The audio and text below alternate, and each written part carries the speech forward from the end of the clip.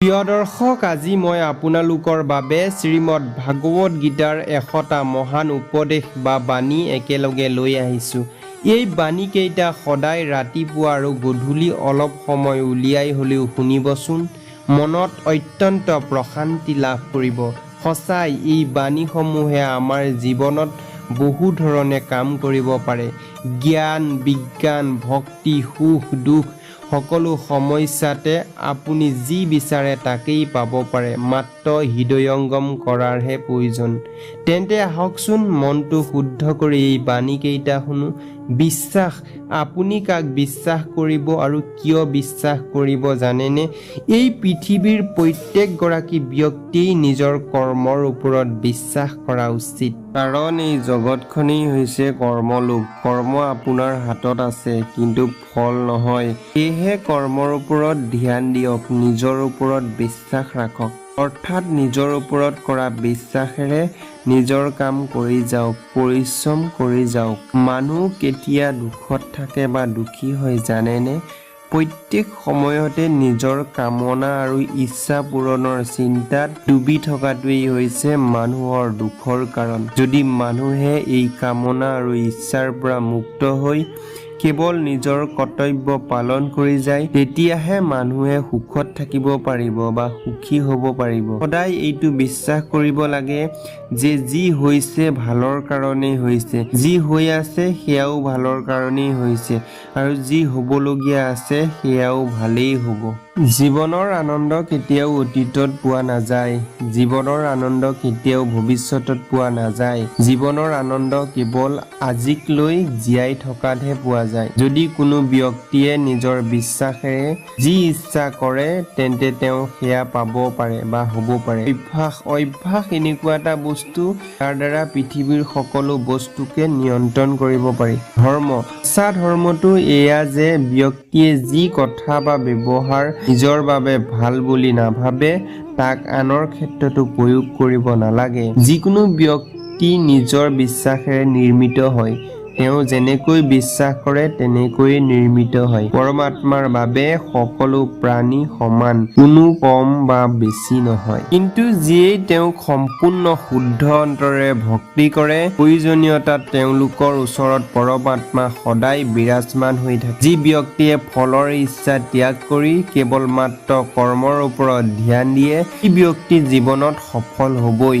পৃথিৱীত কোনো ব্যক্তি জন্মতেই মহান নহয়, তেওঁৰ কৰ্মইহে তেওঁক মহান কৰে। পোন পৰ, সৰু ডাঙৰ এই সকলো পাহৰি এইটো বুজিবলৈ চেষ্টা কৰক যে এই সকলো আপোনাৰ আৰু আপুনি এই সকলোৰে বাবে। সেয়েহে সকলোকে শ্ৰদ্ধা কৰক, ভক্তি কৰক আৰু সকলোৰে মংগল কামনা কৰক। সন্দেহ কৰাসকলৰ বাবে সুখ কেৱল এই পৃথিৱীতেই নহয়, ক'তোৱেই নাই। সেয়েহে যিয়েই কৰি আছে তাকেই বিশ্বাস কৰক, নাইবা আপুনি যি বিশ্বাস কৰে সেয়াই কৰক।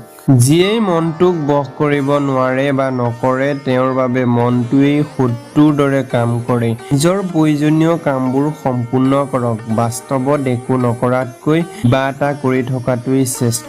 বাসনা, ক্ৰোধ বা খং আৰু লালসা এই তিনিটা নৰকৰ দুৱাৰ। নেৰানেপেৰাকৈ চেষ্টা কৰিলে অশান্ত মনটোকো বশ কৰিব পৰা যায়। জন্মৰ বাবে যেনেকৈ মৃত্যু সত্য, তেনেকৈ মৃত্যুৰ বাবে জন্মও সত্য। সেয়েহে যি সত্য তাক লৈ কেতিয়াও দুখ নকৰিব, তাক আঁকোৱালি লওক আৰু আগবাঢ়ক। বুদ্ধিমান ব্যক্তিয়ে কোনো লোভ বা লালসা নোহোৱাকৈ সমাজৰ কল্যাণৰ হকে কাম কৰা উচিত। যেতিয়া আপুনি আপোনাৰ কামত সুখ আনন্দ পাবলৈ আৰম্ভ কৰিব, তেতিয়া আপুনি জানিব যে আপুনি পূৰ্ণতা পাইছে। সেই সকলেহে যিয়েই সকলো ইচ্ছা ত্যাগ কৰে, মই আৰু মোৰৰ লালসা ভাৱনাৰ পৰা মুক্ত হয়, তেওঁৱেই শান্তি পায়। এই পৃথিৱীত কোনো কাৰো শত্ৰু নহয়, কোনো কাৰো মিত্ৰ নহয়, কেৱল মনটোহে কাৰোবাৰ বাবে মিত্ৰ।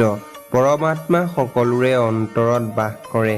বিনা ফলৰ চিন্তা কৰি কৰা কৰ্মই হৈছে প্ৰকৃত কৰ্ম। যেতিয়া মানুহৰ প্ৰয়োজনীয়তা শেষ হয়, তেতিয়া তেওঁৰ ব্যৱহাৰো সলনি হয়।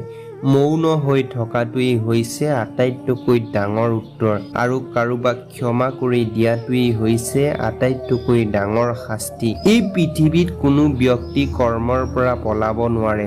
যি কৰ্ম কৰে তাৰ ফলো ভোগ কৰিবই লাগিব। সেয়েহে ভাল কৰ্ম কৰক যাতে ফলো ভাল হয়। কেতিয়াও কোনো সিদ্ধান্ত তেতিয়া নল'ব যেতিয়া আপুনি বেছি সুখত থাকে বা যেতিয়া আপুনি বেছি দুখত থাকে, কাৰণ এই দুয়োটা পৰিস্থিতিয়েই আপোনাক সঠিক সিদ্ধান্ত ল'বলৈ নিদিয়ে। যি হ'বলগীয়া আছে সেয়া হ'বই আৰু যি হ'বলগীয়া নাই সেয়া কেতিয়াও নহয়। এই সত্য মানি চলিলে তেওঁক চিন্তাই কেতিয়াও আমনি নকৰে। যি ব্যক্তিৰ গাত ধৈৰ্য শক্তি থাকে সেই ব্যক্তিৰ লগত কোনেও তিচ দিব নোৱাৰে। এই শৰীৰটো আপোনাৰ নহয় আৰু আপুনি এই শৰীৰটোৰ গৰাকীও নহয়। এই শৰীৰটো 5টা তত্ত্বৰে নিৰ্মিত: অগ্নি, জল, বায়ু, পৃথিৱী আৰু আকাশ। এদিন এই শৰীৰটো 5টা তত্ত্বতেই মিলি যাব। অৱশেষত আপোনাৰ মাত্ৰ কৰ্মহে থাকি যাব। সেয়েহে শ্ৰেষ্ঠ কৰ্ম কৰাত ধ্যান দিয়ক। সঠিক বা শুদ্ধ কৰ্ম সেইটো নহয় যে যি সদায় শুদ্ধ হ'ব।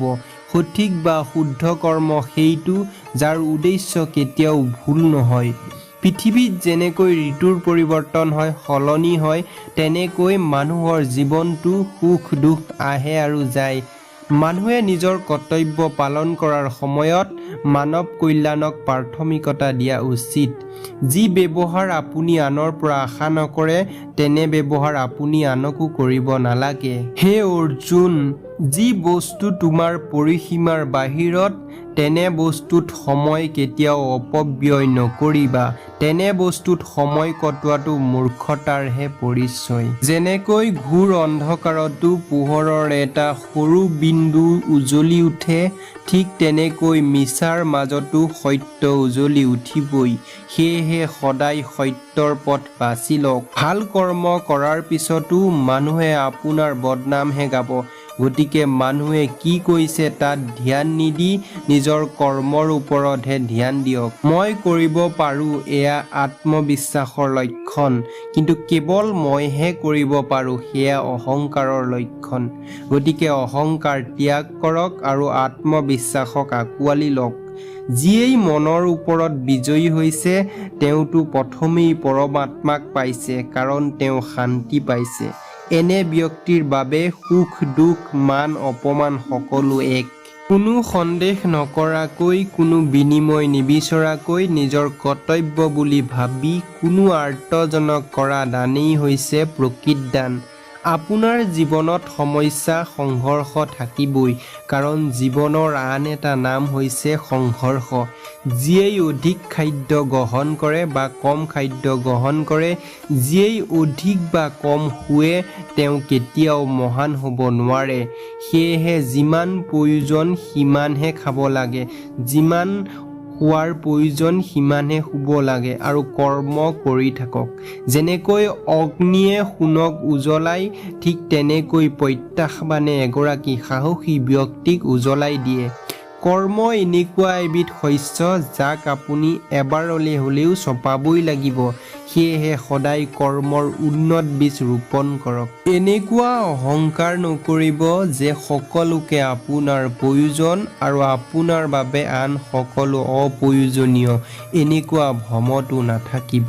যেনেকৈ সাগৰৰ পাৰ পাবলৈ নাৱেই হৈছে একমাত্ৰ মাধ্যম, ঠিক তেনেকৈ স্বৰ্গ পাবলৈ সত্যই হৈছে একমাত্ৰ চিৰি।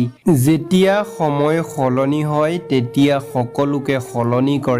গতিকে ভাল সময়ত কেতিয়াও অহংকাৰ নকৰিব আৰু বেয়া সময়ত ধৈৰ্য নিশ্চয় ৰাখিব। মানুহৰ মগজু বা মস্তিষ্কই হৈছে সকলো, যি ভাবে সেয়াই হৈ যায়। সদায় নিজকে প্ৰতিশ্ৰুতি দিব যে আপুনি য'ত ভুল কৰিছে সেয়া শুধৰাবলৈ যত্ন কৰিব। সঁচা মিত্ৰই দুখক আধা আৰু সুখক দুগুণ কৰি দিয়ে। আনে যি কি নকওক সদায় শান্ত হৈ নিজৰ কাম কৰক, কাৰণ ৰ'দ যিমানেই তীক্ষ্ণ নহওক কিয় সাগৰ কেতিয়াও শুকুৱাব নোৱাৰে। ধৈৰ্য আটাইতকৈ ডাঙৰ সম্পত্তি, গতিকে ধৈৰ্য ৰাখক, কাৰণ কেতিয়াবা শ্ৰেষ্ঠ ফলাফল লাভ কৰিবলৈ বেয়া পৰিস্থিতিৰ সৈতে যুঁজ দিয়াটো অত্যন্ত প্ৰয়োজনীয়। যি ব্যক্তিয়ে জানে যে আত্মাৰ কেতিয়াও মৰণ নাই, ই সদায় জীৱিত হৈ থাকে, তেওঁ কেতিয়াও মৃত্যুলৈ ভয় নকৰে আৰু সদায় সত্য পথত থিয় হৈ থাকে। দুখ, অহংকাৰ আৰু মোহ কেতিয়াও নকৰিব, কাৰণ এই তিনিটা আপোনাৰ জীৱন ধ্বংসৰ মূল হ'ব পাৰে। জীৱনটো সমৃদ্ধ কৰিবলৈ সদায় বৰ্তমানক লৈ ব্যস্ত থাকক। এই তিনিটা কথা সদায় মনত ৰাখিব যে যিকোনো কথা প্ৰথমে শুনিব, তাৰ পাছত বুজিব, তাৰ পিছত আপোনাৰ জানিবলগীয়া থাকিলে নিশ্চয় সুধিব। জীৱনত সদায় হাঁহি থাকিব, কাৰণ এই হাঁহিটোৱেই হৈছে আপোনাৰ শৰীৰত পৰমাত্মাৰ হস্তাক্ষৰ।